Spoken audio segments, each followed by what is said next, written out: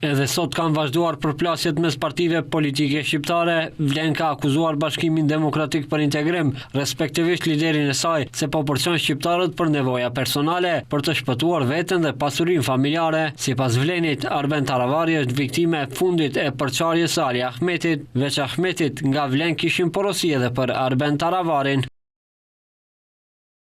Viktime e fundit është Arben Taravari, i cili nga një lider që e quante BDI-n kancer dhe Ali Ahmetin të korruptuar, tani negocion me atë njeri dhe atë parti.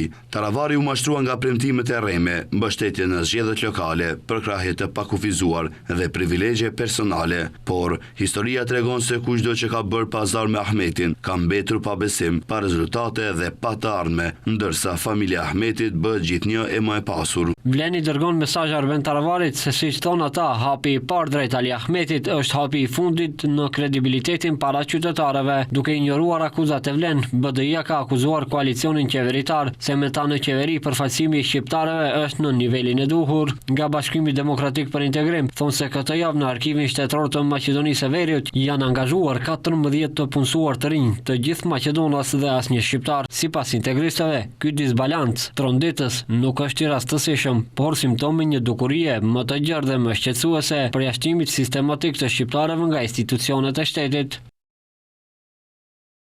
Më shqetësues është fakti që për herë të parë që nga nënshkrimi i marrëveshjes paqësore të Ohrit, asnjë nga pozitat udhëheqëse, as ajo e drejtorit, as ajo e zëvendësdrejtorit, nuk i takon ndonjë përfaqësuesi nga komuniteti shqiptar. Një nga institucionet kyçe për kujtesën dhe identitetin shtetëror është shndruar plotësisht në një bastion monoetnik. Kjo nuk është hera e parë që partitë politike shqiptare përplasen në distancë. Pas largimit të Aleancës për shqiptarët nga qeveria, përplasjet më të mëdha lidhen me çështjen e legitimitetit. Opozitarët akuzojnë se Vlen me 9 deputet nuk përfaqëson shqiptarët, ndërkaq nga Vlen thonë se më së paku 4 ose 5 deputet nga Fronti Evropian pritet të kalojnë në Vlen.